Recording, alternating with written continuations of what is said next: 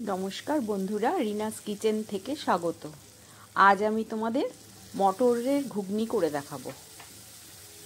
তার জন্য আমি প্রায় 200 গ্রাম মতো মটর ভিজিয়ে রেখেছিলাম। রাতে ভিজিয়ে রেখেছিলাম, সকালে আমি সেদ্ধ করে নিচ্ছি মটরটাকে। নুন দিলাম, আর 2টো আলু দিলাম,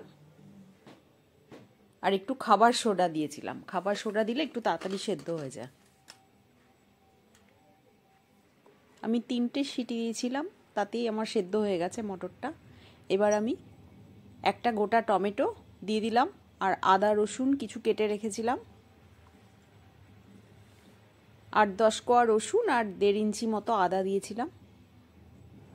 এটা আমি পেস্ট করে নেব। আর কাঁচা লঙ্কা আমি 3টে দিয়েছি।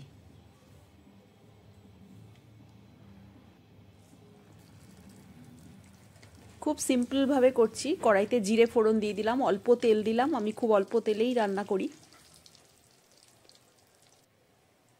আর আমি একটা ভাজা মশলা দিয়ে দেবো লাস্টে।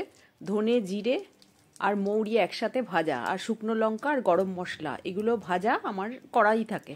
সেই ভাজা মশলাটা এটাতে মেশাবো।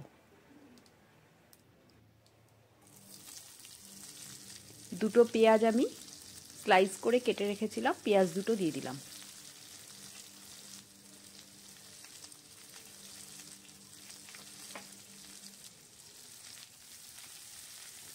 পেঁয়াজটা ভালো করে ভাজা করে নিতে হবে।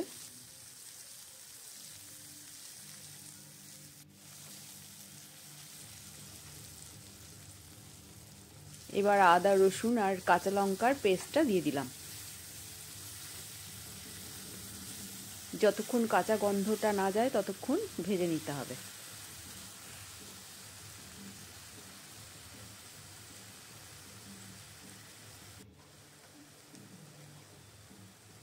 এবার 1/2 চামচ মতো জিরের গুঁড়ো, 1/2 চামচ ধনের গুঁড়ো, আর 1/2 চামচ দিলাম কাশ্মীরি লঙ্কার গুঁড়ো আর হলুদ গুঁড়ো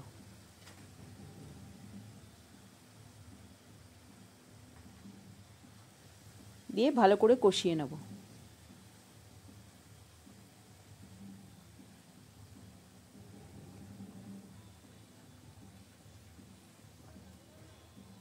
আমি মটরের সাথে 2টো গোটা আলু সেদ্ধ করে নিয়েছিলাম।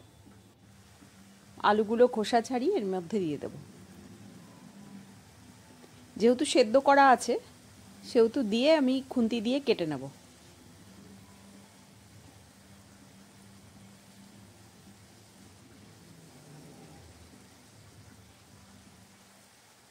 নুন চিনি পরিমাণ মতো দিয়ে দিলাম। এবার আলুগুলো দিয়ে দিচ্ছি। এই আলুগুলো আমি খুন্তি দিয়ে দিয়ে ঘেটে ঘেটে দেব। সেদ্ধ করাই আছে।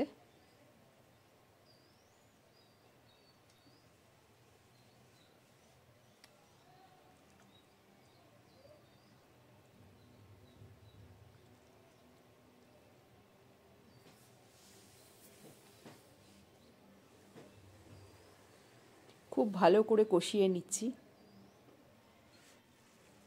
এবার মটরটা দেখো বেশ সুন্দর সেদ্ধ হয়ে গেছে। এই রকমভাবে মটরটা সেদ্ধ করা, গোটা গোটাও থাকবে অথচ নরম।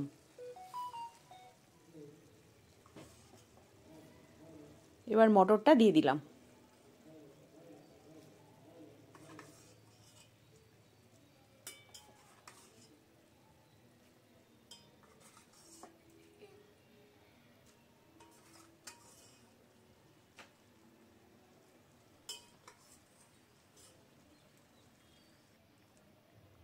এবার একটু জলও দিয়ে দিলাম একসাথে, দিয়ে ভালো করে 5-6 মিনিট ফুটতে দেব।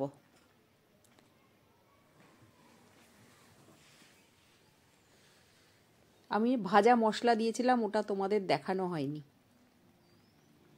ভাজা মশলাটা স্কিপ করে গেছি, ওটা আমি দেখাইনি।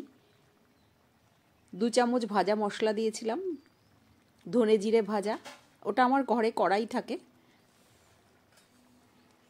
এবার ধনে পাতা ছড়িয়ে দিলাম নামানোর আগে।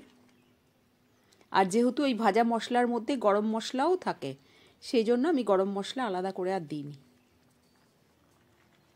তোমাদের যদি রেসিপিটা ভালো লাগে আমার চ্যানেলটাকে সাবস্ক্রাইব করো, লাইক ও কমেন্টস করো। এইভাবে ঘুগনি করে দেখো, দারুণ খেতে হয়। আর ভাজা মশলা